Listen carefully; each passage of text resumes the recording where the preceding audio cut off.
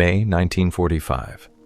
At the heart of a shattered Berlin, a Soviet soldier ascends the steps of the Reichstag.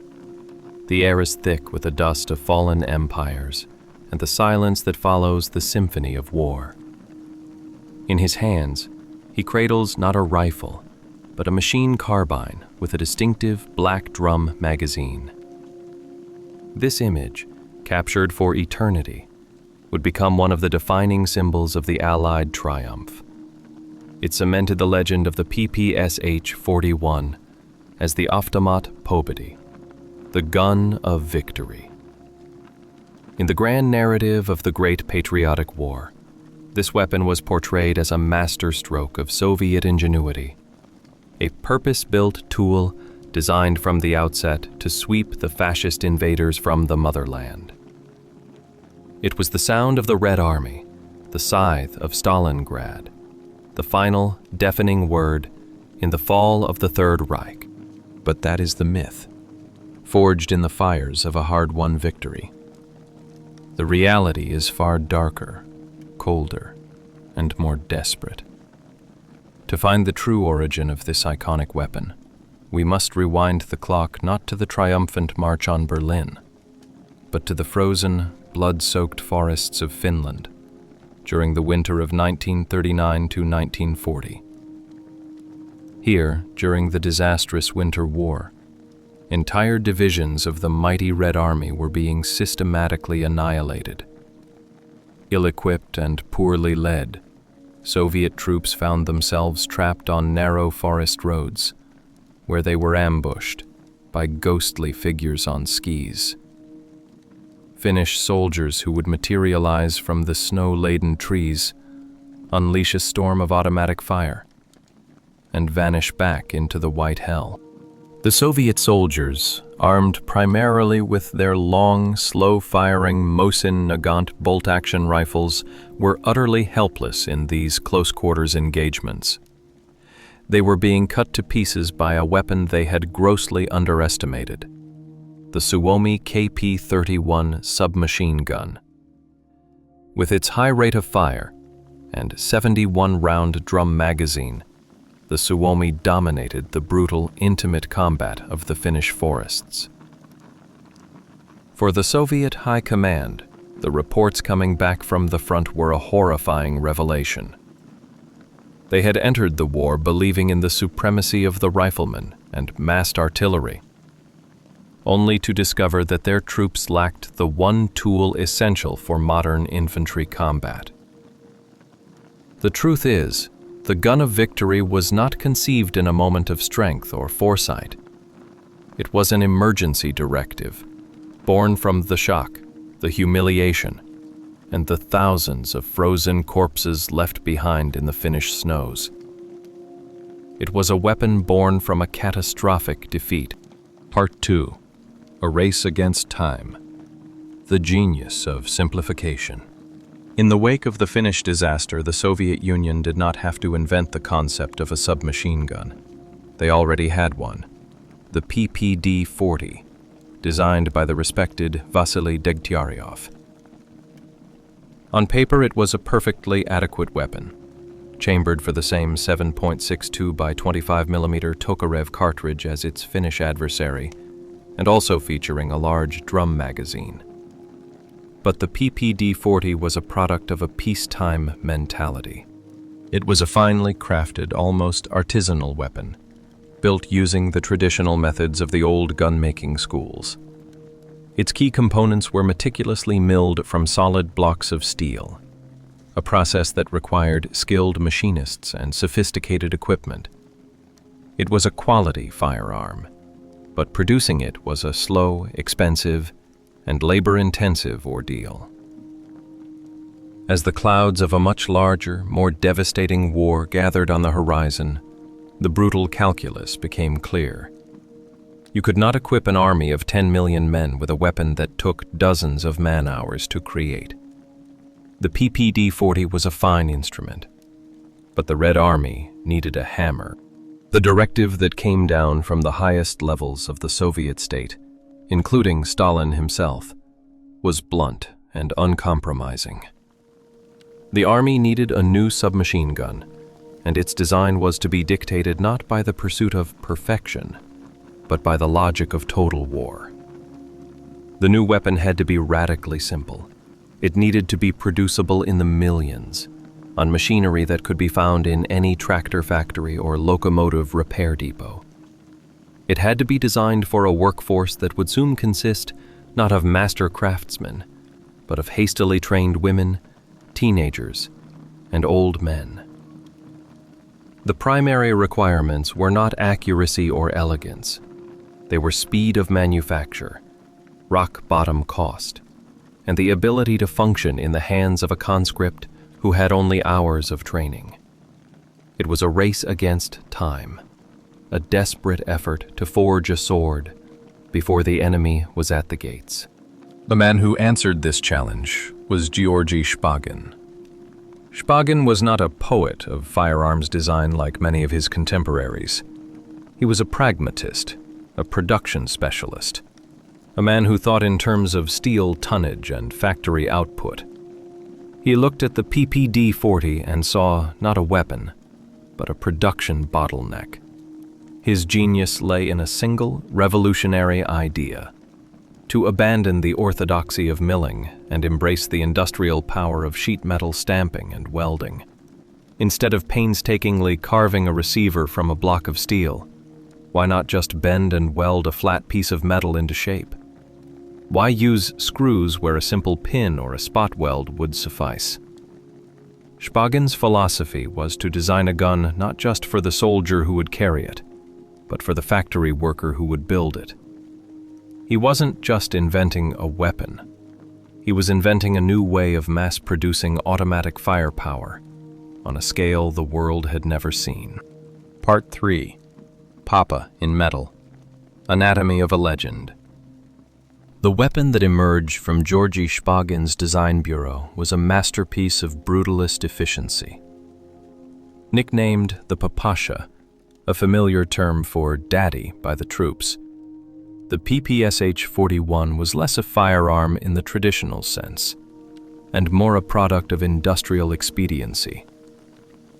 Its genius was not in its precision, but in its profound, almost aggressive simplicity. To understand the PPSh is to understand the core myths that surround it, and the often harsh realities that lay beneath them. The first reality was its very construction. The heart of the PPSh-41 was a receiver and barrel shroud, formed from a single piece of stamped sheet steel. This was its revolutionary secret. Where the PPD-40 required hours of milling on complex lathe machines, the core of the PPSh could be stamped out by a massive industrial press in a matter of seconds, like a car fender. The only finely machined part was the barrel itself. Everything else was a collection of simple, rugged components designed to be pinned, riveted, or crudely welded together. This design cut the manufacturing time for a single submachine gun from over 13 man-hours for a PPD-40 down to just over 5 for the PPSh-41. It was a weapon that had the soul of a tractor, crude, heavy, but built to work and be fixed with a hammer. The most iconic feature of the PPSh was its 71-round drum magazine, a direct descendant of the Finnish Suomis. The myth presents this as an almost inexhaustible well of firepower, an overwhelming advantage that allowed a single soldier to suppress entire enemy squads. The reality, however, was far more complicated. The drum was a blessing and a curse. Fully loaded, it weighed over 4 pounds, nearly 2 kilograms, turning a relatively heavy gun into an unwieldy burden. Reloading the magazine itself was a torturous, time-consuming process that often required a special tool and could not be done in the heat of battle. Most critically, the magazines were not truly interchangeable. Each drum was hand-fitted to a specific PPSh at the factory, and attempting to use a drum from another gun was a common and often fatal cause of jamming. The drum's spring mechanism was also notoriously susceptible to dirt and damage. As the war progressed, the Red Army increasingly favored a much simpler, lighter, and more reliable 35-round curved box magazine, which told the real story of the drum's battlefield performance. Then there was its fearsome rate of fire. The myth paints the PPSh as the ultimate trench broom, a weapon that could saturate a target with an unstoppable wall of lead. The reality is that its blistering cyclic rate of 900 to 1,000 rounds per minute was a double-edged sword. Firing at such a speed made the PPSh almost completely uncontrollable in sustained bursts. The simple blowback design and heavy bolt slamming back and forth caused the muzzle to climb violently, sending bullets high over the intended target after the first 2 or 3 shots. This characteristic encouraged a spray and pray mentality that led to a colossal expenditure of ammunition, a constant logistical headache for the Red Army. While devastatingly effective at point-blank range, literally the distance across a room or a trench, its practical accuracy plummeted beyond 70 meters. It was not a weapon for a marksman. It was a fire hose for dispensing lead in a very specific and very close quarters direction. Part 4. The Fire of Stalingrad. The PPSh in combat. The true nature of a weapon is only revealed in the crucible of battle, and the PPSh-41 was no exception. Its strengths and weaknesses, debated in theory by designers, became matters of life and death for the soldiers who carried it. The reality of its combat application showed that the PPSh was not a universal soldier's tool, but a highly specialized instrument that excelled in one specific, brutal environment: the close quarters inferno. In the open field battles of the early war, its shortcomings were painfully obvious. Its low-powered pistol cartridge had a short, effective range, leaving Soviet infantry at a significant disadvantage against German riflemen armed with the accurate, hard-hitting Kar-98K rifle. But as the war moved from the vast steppes into the shattered landscapes of ravaged cities, the PPSh found its true home. Nowhere was this more evident than in the Battle of Stalingrad. Here the fighting devolved into a savage, primal struggle for every floor, every room, every pile of rubble. The battlefield was measured not in kilometers, but in feet. In this claustrophobic labyrinth, the long-range accuracy of a rifle was useless, but the ability to dominate a staircase or a corridor with a torrent of fire was paramount. This was the arena where the PPSh-41 reigned supreme. Its perceived flaws, its wild inaccuracy and sustained fire, and its massive ammunition consumption became tactical advantages. The deafening roar and sheer volume of fire from a PPSh could suppress an enemy machine gun nest, allowing grenades to be thrown. It could saturate a room with lead before the enemy had time to aim, turning urban combat into a contest of pure, overwhelming aggression. The PPSh became the signature weapon of the elite Soviet Guards armies and their specialized urban assault groups. These small, highly motivated teams, armed with a high concentration of PPSh submachine guns, grenades, and sharpened entrenching tools, were masters of what they called hugging the enemy. Their entire doctrine was built around closing the distance, neutralizing the German advantage in long-range firepower, and turning the battle into a series of vicious point-blank engagements. The PPSh was the tool that allowed them to create a moving wall of fire, to hose down enemy positions, and keep their heads down while the rest of the assault group moved in for the kill. This leads to one of the most persistent myths of the Eastern Front, that German soldiers, terrified of the PPSh, would throw away their own MP-40 submachine guns to grab a captured Soviet weapon. The reality is more nuanced. German soldiers, pragmatic and experienced, certainly respected the PPSh. They coveted its large magazine capacity and its legendary ability to function despite being caked in mud, snow, or filth, a stark contrast to their own more finely machined weapons. They readily used captured PPShs, which were officially designated the MP717R in German service. However, they did not consider their own MP40 to be inferior. The German weapon was lighter, more compact, and its much slower, more rhythmic rate of fire, around 500 rounds per minute, made it far more controllable and accurate. In the hands of a trained soldier, the MP40 was a more precise instrument.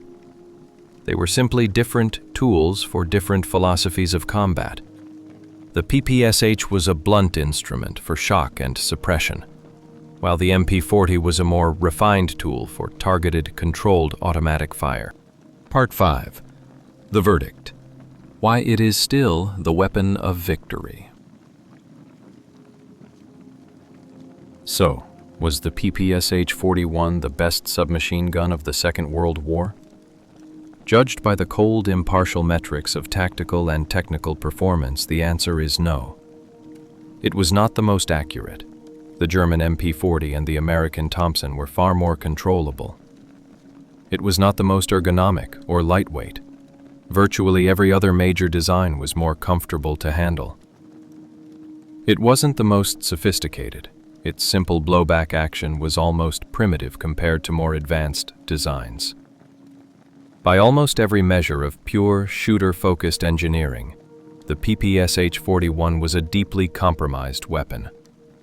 But to judge it on these terms is to miss the point of its existence entirely. The true genius of the PPSh-41 was not metallurgical or mechanical. It was strategic and industrial.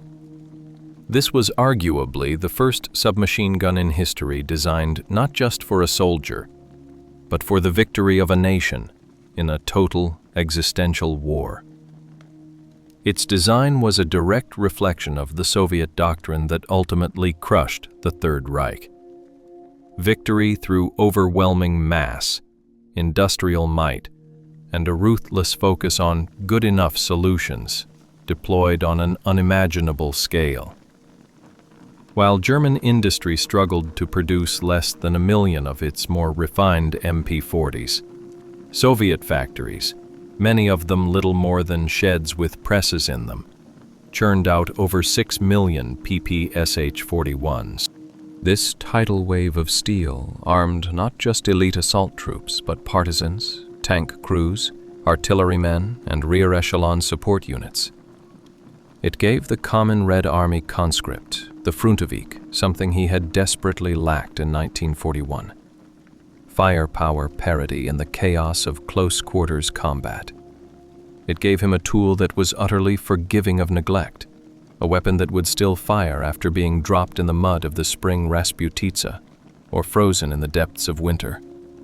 The confidence this simple, reliable weapon inspired cannot be measured on a ballistics chart, but it was a critical factor in the morale and fighting effectiveness of the Soviet soldier. The title Gun of Victory is not a myth. The PPSh-41 earned it, but not for its performance in a target competition. It earned it because its creation was a strategic masterstroke. It was the perfect weapon for the specific circumstances of the Soviet Union at war. A nation with a vast industrial base, a near-limitless pool of manpower, and an enemy deep within its territory. The PPSh is the story of how the genius of simplification, the utter subordination of design to the demands of mass production, became a decisive factor in the bloodiest conflict in human history. It stands as an enduring symbol of a victory that was not elegant or precise, but was hammered out of crude steel, overwhelming numbers, and unbreakable will.